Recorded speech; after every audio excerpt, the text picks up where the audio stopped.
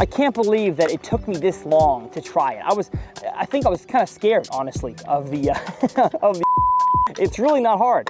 Well, what's going on, folks? Welcome back to TRF. Before we jump into today's awesome video, I want to tell you guys that myself and Alton Jones Jr. will be at First Baptist Conroe at their outdoor and sports banquet. Right here on the screen is a graphic of all the details of that day's event. It's going to be an awesome time of faith and fellowship. It is taking place on August 22nd, again at First Baptist Church in Conroe, Texas. I'll be there, Alton will be there. I'm going to give away tons of rods, reels, baits, AFTO clothes, whatever I can find in my garage. I'm gonna give it away to you guys, and I'll be down there filming some 100 Ponds episodes the few days before and the few days after. But I would love to see you guys there. Again, August 22nd at First Baptist Conroe. Let's get back to today's content. Let me tell y'all, folks, I'm proud of myself. I got here before the sunrise. Rule number one, never unlatch your boat till you're close to the water. Just believe me when I say that. Oh man, we are fogged up. Hello. Step number one. Per usual, chase the shade. I need a frog to do so though. Let's go with a new poppin' perch. How about that? Now for today's adventure, we are on a brand new lake. I've never been here before. And I gotta put my sunglasses away because they distract me until it's time. And so as I fish here, we're gonna kind of break down how I fish a brand new lake in a shallow way. No electronics today. And I'm gonna discuss one huge change that I am in the process of making. I don't know if it's gonna stick, but I'm gonna make it for a little bit, and we'll discuss that here in a second as well. It kind of is in relation to my fishing gear, specifically bait caster combos. This lake here has a lot of shallow reed lines, and it looks like some gator grass kind of spread along the bank. This bank also has lay down logs and bushes. It's really just a smorgasbord of different shallow cover types. I'm attempting to hit the banks that are going to receive the sunlight first. That way I can prolong any topwater bite if there is any, the longest I can. I'm working my frog, I mean, a lot faster than I normally would around this kind of cover here, just because I need to see if there's any fish here. I mean, I'm like giving it 2-3 quick pops and then immediately retrieving it back in and getting another cast. I don't even care if I miss the bite, to be honest. I just want to see if there's any in here. Okay, nothing on about a 200-yard stretch, so kind of want to just go elsewhere. Yeah, I'm gonna hop on the plane real quick. Sun is shining, it's a beautiful day. I'm going to flip a craw. This just looks too high profile to not flip. The worst wedgie today.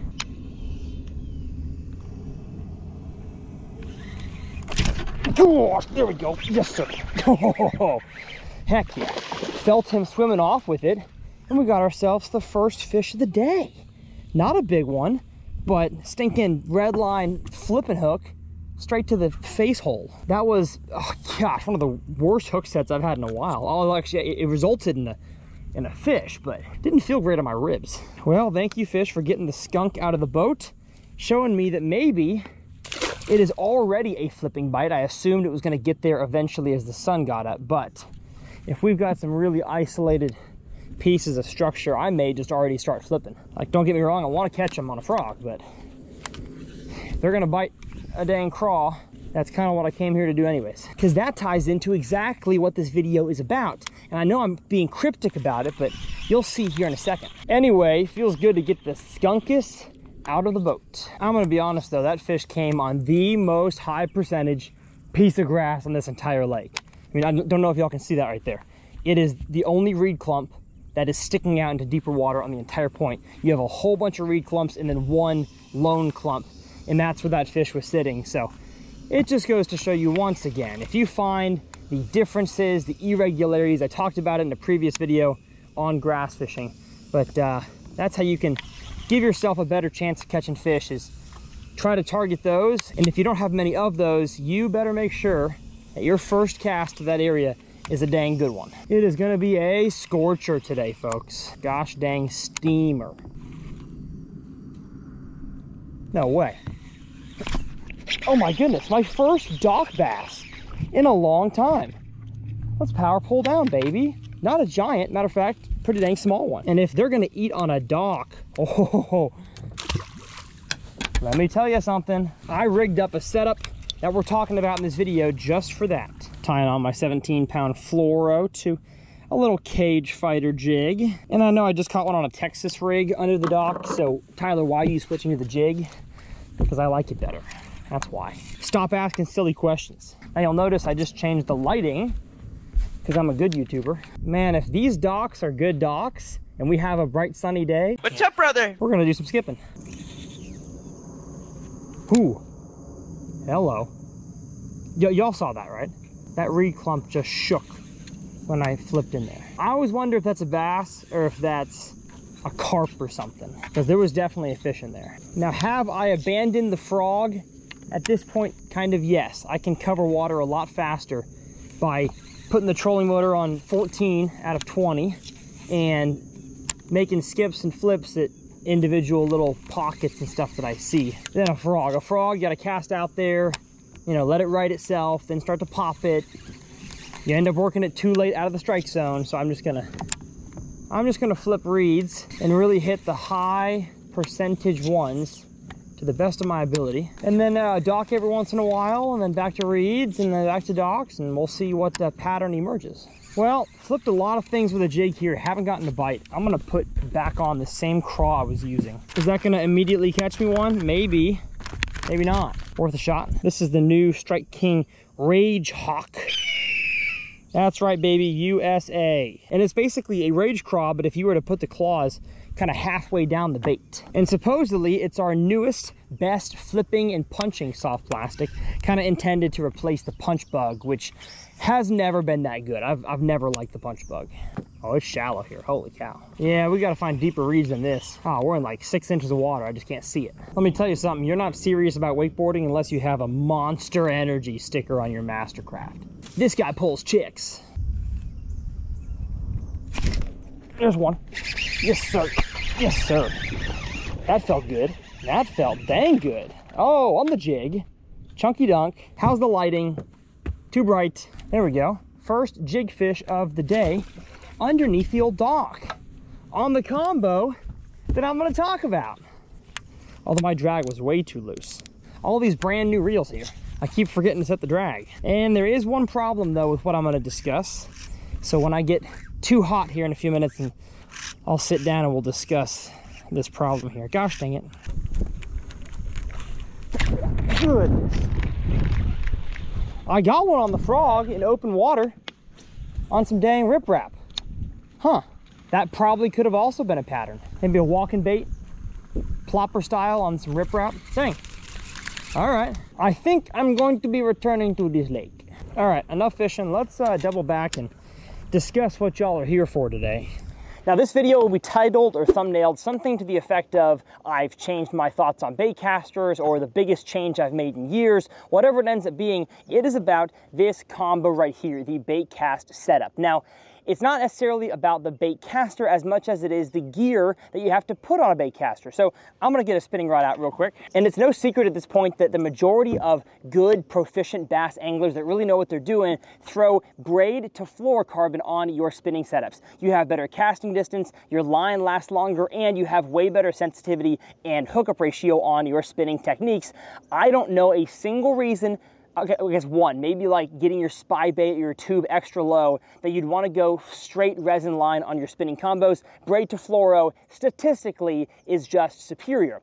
But I've done that for 6, 7, 8 years on a spinning rod.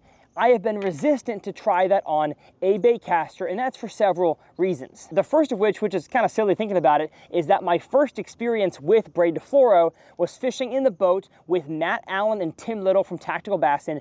I think it was like 8 or 9 years ago on Clear Lake in California.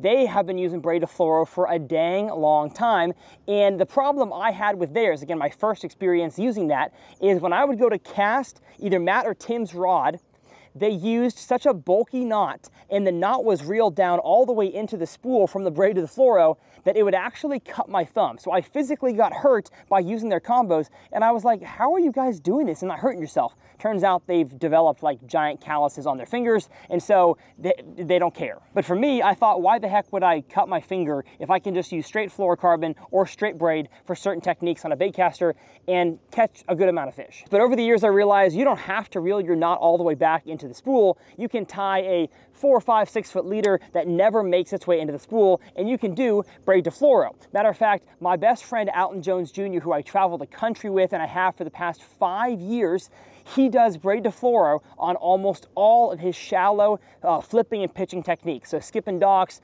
flipping a Texas rig or a creature bait around shallow stuff like these reeds or these docks. He's always done Braid To Fluoro, but my problem with his way of doing it is that he uses the double uni knot, which is the main, I would say, easiest to learn braid to fluorocarbon connection knot. But I have actually watched him break several fish off that I would attribute to Braid To Fluoro. I know he doesn't because he's got extra confidence in that, but to me, I have seen too much in editing his content when I'm not in the boat with him and when I'm in the boat with him. Maybe it's less than 5 times, but to me, that was enough to shy away from Braid To Fluorocarbon because, again, I feel like my hookup ratio and my fish ability is really good on straight fluorocarbon. But on a recent family vacation in Michigan, I was limited to how many combos I could have. I had 2 combos and 1 spinning rod combo. So I wanted a reaction bait, crankbait, vibrating jig type rod that, of course, has straight fluorocarbon. But then I wanted one that I could throw topwaters on, so of course, straight braid. But if I wanted to throw Texas rigs and jigs and bigger soft plastics, I would either have to go straight braid or just finally man up, learn the FG knot, as y'all have told me for a long time here on the channel, and go Braid To Fluorocarbon. So I said, you know what, I'm gonna give it a shot. I spent 30 minutes to an hour, which really in the grand scheme of things is a whole lot less time than I thought it would take me to learn the FG knot. Let me show you this one here. I'm not gonna sit here and say it is the best FG knot in the world. Definitely looks a little bit janky. I'm learning, okay? But in Michigan, I took my first ever FG knot on baitcaster. I went to Kevin Van Dam's private lake and I fished a jig, and I never lost a single jig. I thought that I would be breaking off because my leader was bad, or I would rip the hooks out of too many fish. I had an unbelievable hookup ratio. My casting ability was not hindered at all because the FG knot is such a skinny knot. And quickly, in 1 day of fishing, I became a believer, at least as far as bottom contact baits are concerned, with the Braid To Fluorocarbon connection. Now, am I gonna make the wholesale switch on all my baitcast combos from straight fluorocarbon to Braid To Fluorocarbon? Probably not, and especially probably not right now. I'm just gonna stick to the standard shallow water kind of cover technique. So you have skipping docks with a jig, flipping in kind of sparse, shallow vegetation, and maybe I'm gonna give a vibrating jig and a spinnerbait an attempt. I just know that on lures that you are retrieving back to you, I don't necessarily want or need the zero stretch of the braid. I feel like on lures like that, I may end up actually setting the hook too hard on accident because, again, I'm used to a big sweeping hard hook set to get a full fluorocarbon line into their mouth. I don't think you need that with braided line. So I'm going to attempt on a vibrating jig sometime this summer and see if the hookup ratio is the same or worse. Because if it's the same, man, a chatterbait on braid feels awesome. So I'm gonna grab a combo right here. Team Lou's Signature Series Light Jig Ocho. It is a 7.3 medium heavy moderate fast, and the brand new Mach 1 shallow spool. Freshly launched at iCast, it has a shallow spool, and we are excited to introduce that to the Mach lineup. And I'm gonna rig up the old Braid To Fluorocarbon connection, showing y'all like a stinking kid putting his artwork on the refrigerator that I can finally do an FG knot. So let's feed it through just the first guide here. That's how I rig up almost all my rods, but especially Braid To Fluoro. I just do the first guide down to the reel. And with it being a shallow spool, you don't really need that much line on there. I mean, you're gonna get like 40, 50 yards maybe. And in my opinion, the best video I have found for tying an FG knot or learning to tie one is made by my good buddies at Salt Strong. Could there be a better one out there? Yes, but that's the way that I learned, and I think that it's some of the most helpful content out there for the FG knot. I'm gonna eventually make a really good up close, maybe graphic kind of video on how to tie the FG knot, but we're not there yet. But the biggest thing I really messed up on, I think, for years with the FG knot was thinking that your braided line had to be really tight as you held it with your pinky to get a really good tie, and that is really not the case. You actually kind of want it tight and then limp, and then tight and then limp as you start to loop your fluorocarbon line around. So let me pull this spool out there. All right, did our first loop. And as I do all my wraps here, I'm gonna talk about the 2 potential downfalls of a Braid To Fluorocarbon setup. especially with big line. Actually, there may be three. The first is just the general wear and tear on your knot as it goes through your guides, because it's a bigger knot connection. It's again, bigger braid. I got 50-pound braid here. I'm waiting on some 40 to come in from Seaguar, but you've got bigger braid to bigger fluorocarbon, and especially the fluoro makes the knot extra big. So as you're retrieving it, up and down the guides, you're gonna have some more natural wear and tear on that knot than you would on a traditional spinning rod braid to fluoro, where the knot is very, very skinny. Problem two is that when you're throwing braid on a bait caster, it can dig into the reel. The shallow spool helps definitely with that. Also, you can put a monofilament backing. That was something I did not do on that new Lose LFS speed spool. That's also dropped at iCast. I did not put monofilament backing on there, so on some of my first fish catches here, definitely dug it into the spool, and it's not what you want to do. So that was more user error. And the third potential problem is that adding more complexity to your combos, just more stuff can go wrong. So you could potentially have your line break because of your leader knot, which on straight fluorocarbon, maybe you'd have it break because it had some abrasion to it, but because there's no connection, you're never gonna have your line just snap in the middle. Now, my worst thing about the FG knot is finishing it off. I'm not very good at that yet. That was good. That was the best one yet, heck yeah. Just a few granny knots on top. Seems like every knot out there, you gotta use your mouth a little bit. Let's wet it up, cinch it down. Beautiful. Honestly, that's one of the best ones I've done. It's a little longer than my previous ones, but that should mean it's extra strong.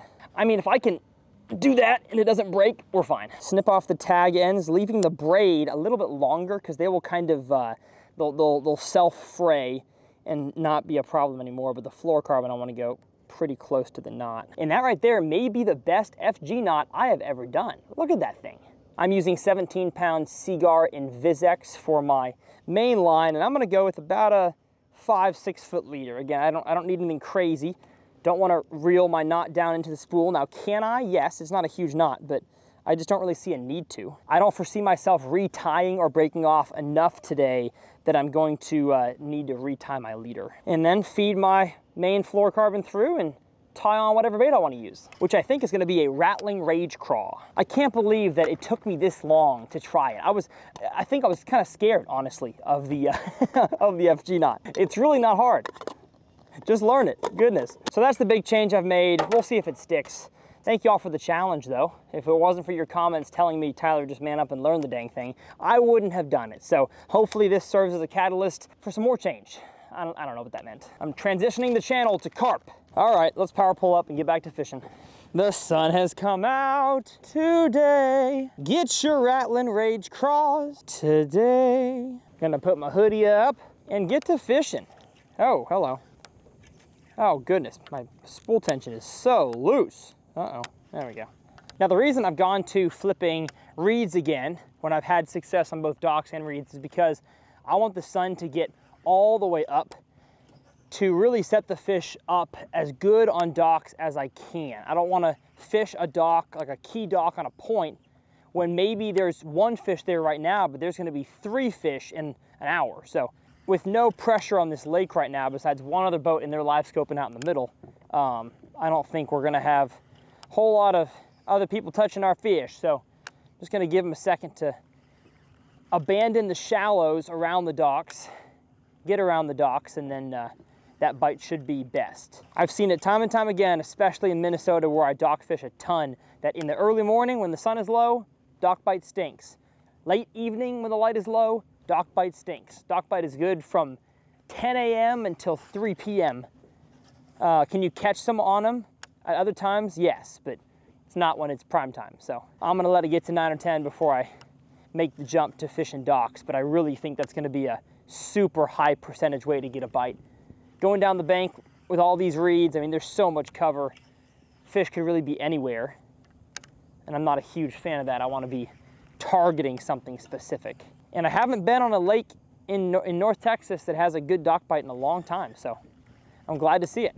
Now also, flipping reeds in this kind of wind is usually also not something that I have had a whole lot of success doing. So this is just a time filler. I think I'm gonna put on a vibrating jig. I've got a 3/4 ounce on, that's much too heavy. I feel like the fish may be on the edge, like the very outside edges. And could I catch him flipping? I could, but I could be even more efficient with a vibe jig. All right, 1/2 ounce tungsten green pumpkin thunder cricket. This is not the angle I like to cast at, but with the sun coming from this way, I can't go my preferred direction right now. So gonna have to kind of backhand roll cast. You know, for the last 20 minutes or so, I've really been thinking I should be fishing cattails that are in calmer water. I just, again, haven't had a whole lot of success fishing windy cattails. So I've tried the whole thunder cricket thing on the edge, haven't gotten a bite. Not to say that there isn't one, there might be, but man, I think I gotta find some dang calmer cattails, which actually we have a few of right here. I was gonna have to go run and find some calmer ones, but we have a little pocket here that's calmer. Might as well give this an attempt. I do wanna fish that dock right there. I feel like that one's had the sun on it for a decent amount of time, and it's a floating dock, so it's different than the rest of the ones we're probably gonna fish today. Is it too early for that? Maybe. I'm just kinda itching to catch me one. And we're also kind of chasing the shade here. Some of these cattails have shade on them still. Oof, it is shallow though. How shallow is it? Oh, it's less than a foot. Yeah, that's a no, we're getting out of here. We can find calm cattails that are not in less than a foot of water. So one thing I just noticed is that if I flip kind of slowly and the FG knot is in the guides at all, it might not come out super effectively. I kind of have to give it a faster flip. So for sure on heavier flipping situations and skipping, it's not going to be a problem to use Braid To Fluoro, but kind of having some trouble making short, kind of light finesse flips. And I really don't think there's a way to get around that. I mean, the FG is the skinniest knot we got. Okay, windy side has been eliminated. Let's get out of here. Found me a few calmer reeds. The wind is still blowing, but it's not blowing into this, kind of blowing over it. No, that was one. Power pull down here. Get these dang cattails off, and maybe he's still there. I don't think so. Man, the water level is just so low here right now. I mean, it's at least 1.5 feet, maybe 2 foot low. And when that happens, man, the usual covers these fish sit on in shallow water usually changes, unless there's enough water on them to begin with. Like if you had cattails that were in 8 feet of water, it drops 2 feet, there's still 6 feet, that's more than enough. But these were in 3 foot and now they're in 1. I don't think that's enough. Uh-oh, we got a dog in the water. Come on, man, I'm just trying to catch one. Yeah, I'm not gonna right there anymore. Oh, I'm a friend. Man, they got 4 dogs, all different sizes and shapes, and it looks like, yep, here we go. I swear if he jumps off the dock, I better get a cast in here while I can. Bunch of little yappers. You're kind of cute. I'm just not as confident with a Texas rig around docks as I am a jig. The one thing I'm noticing right away with Braid To Fluoro is just how sensitive it is. I can feel everything underneath this dock. I can tell if it's, you know, soft bottom, hard bottom, if it's got a whole bunch of junk or relatively open.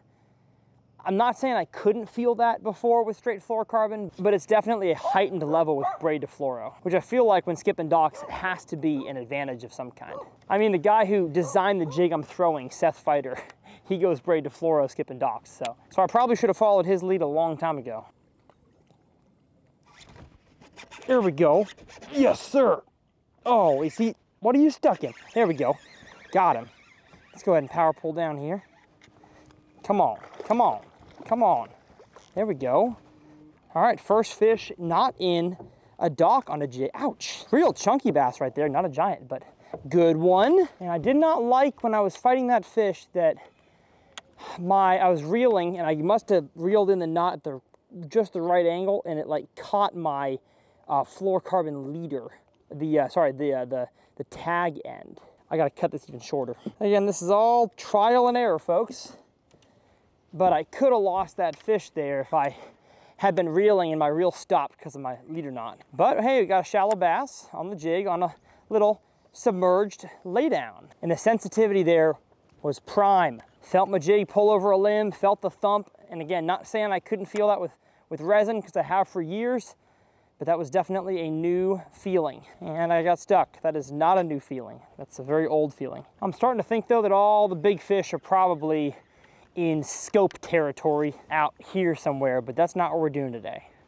Hope we can luck into a big one or two up shallow, but they're probably all on brush piles and chasing bait. I'm gonna flip reeds for about 15, 20 minutes, maybe to that point there. If we don't get nothing, I've got a row of docks there I want to hit, and then maybe 2 or 3 rows left. Again, fairly small lake, not a whole lot of stuff to hit today. I just want a big one, please. Muchos grandes, por favor. This clump here feels like prime territory for a fish. It's out by itself, deeper water. I knew it. I knew it. Oh, hey, there was one there. I wasn't lying. Not the size we're after, or the result. Now, where are more isolated pieces? That's the question. Man, I'm just not seeing no isolation here. I'm gonna troll a whole lot faster until I see stuff that's actually worth casting at, because just going down the bank is not working for me. And unless I catch one on these few little isolated pieces, I'm gonna probably give up on cattails. Enough cattails. Don't think that's gonna be the ticket today. Let's go Braid To Fluoro ourselves some dockfish. Ooh, gosh. Where did I break there? Where did I break? Okay, I didn't break at the leader. That was a big one. Dang, man. There was a knot in my line tied a knot in itself. I must have broke near the lure. Dang it. I mean, I know I've been dragging through a bunch of junk, but I didn't think my line was gonna be bad. That was a bit, I mean, like that bite, donk, and then the immediate like feeling I felt when I set the hook, that was a 5+. Dang it. Okay, well, I mean, that wasn't the Braid To Fluoro's fault, so I can't blame that. Let's retie, I guess. I guess that could have been a catfish maybe, with how hard that bite was and the fact that I broke off. I mean, I don't usually break off 17-pound fluoro, but maybe I should be throwing 20. Gosh, that is so sensitive. Every little stick that I bounce down, I feel like it's a bite. There we go. Uh-oh. Feel like, uh-oh, what'd I get? Oh, did I hook their dang buoy? Oh, I see the fish. I got one. He's not large, but he's on there. I have no clue how I'm gonna get this fish. Oh, I think he's out. I think he's out. I think he's out. Is he out? Yes, he is. Yes, he is. Hey, thank you, my friend. And holy cow, my line is shredded. Just gotta be patient. Let the fish seesaw itself out. And yeah, I gotta tie a new leader. That's not good. All right, well, there's a strike one in favor of, well, strike one. There's whatever, 0.1 in favor of longer leader. And I'm gonna tie on a 20-pound leader now. I feel like for how junk-filled these docks are, I want something a little thicker. All right, brand new 20-pound leader. That was the fastest FG knot I've ever tied. Mega proud of myself. And man, coming out honestly feels even better than my 17-pound leader I just had. Even though the line is thicker and the knot should be bigger, I tied it better, and so that it feels even smoother. I'm definitely feeling this whole braid to leader thing. There's one. Gosh, that was fun. That was fun. Get in here. Oh no, no, hey, sorry, buddy. I'm sorry. See you, friend. That was fun. Oh, he was swimming with it. He was doing the backstroke. And I definitely gave him the business with that hook set. Do I need to with Braid To Fluoro? Maybe not. Am I still going to? Probably. I guess that fish did flop off in the boat, so maybe he wasn't hooked all that good. I'm not sure if the extra hard hook set was the reason for that though. We will keep testing. They are not on the floating docks, I'll tell you that. I really think they're on like the junkiest looking docks possible. So all these new built docks, no good. I got all my bites back in that pocket on older, shallower, almost boatless docks, just like person docks, walking docks. I got a few of those coming up, and if we don't get any, I'm gonna head back in that pocket to finish out this video. Last chance on this little stretch to catch one. Kind of on a point. Again, a pedestrian dock, not a boat dock. I was really thinking the dock bite was just gonna be, you know, gangbusters, but it's not. Let's go one more spot. Yeah, this looks good. Butter me up, baby. Man, it is shallow as dirt though. Holy cow. Can't even turn my trolling motor. Dang it. Oh, we got a dock coming up here that is full of brush. Got a good feeling about either getting stuck there or catching one there. One of the two. How am I not catching one on this dock? It's got 3 Christmas trees underneath it, in between 2 Christmas trees. What the heck? That's a water depth issue for sure, because there should be a bass under that dock. All right, I got stuck. One of the 2 things happened. Dang it. I mean, honestly, the fishing was much better this morning than it should have been for this time of year. I just thought that I discovered a little hidden gem of a lake, but it is just as tough as the rest of them. One more duck, one more. There's one. Yes, sir. Yes, sir. All right. I came back to the same dock that I lost the big one on, and we got a little chunk. Beautiful fish right there to end the video on. Kind of bummed we never caught a big one, but you know what? We hooked one and lost it. So there's always next time.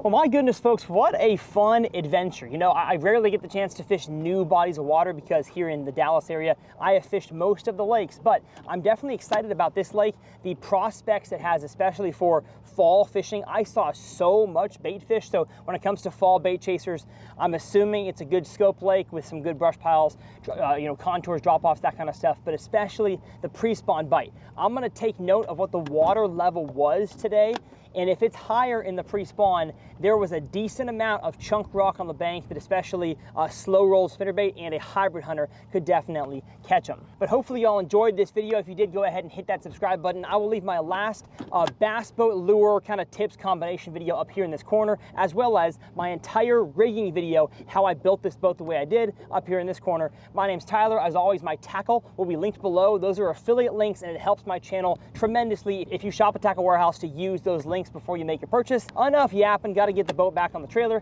and we'll see you guys next time right here on TRF.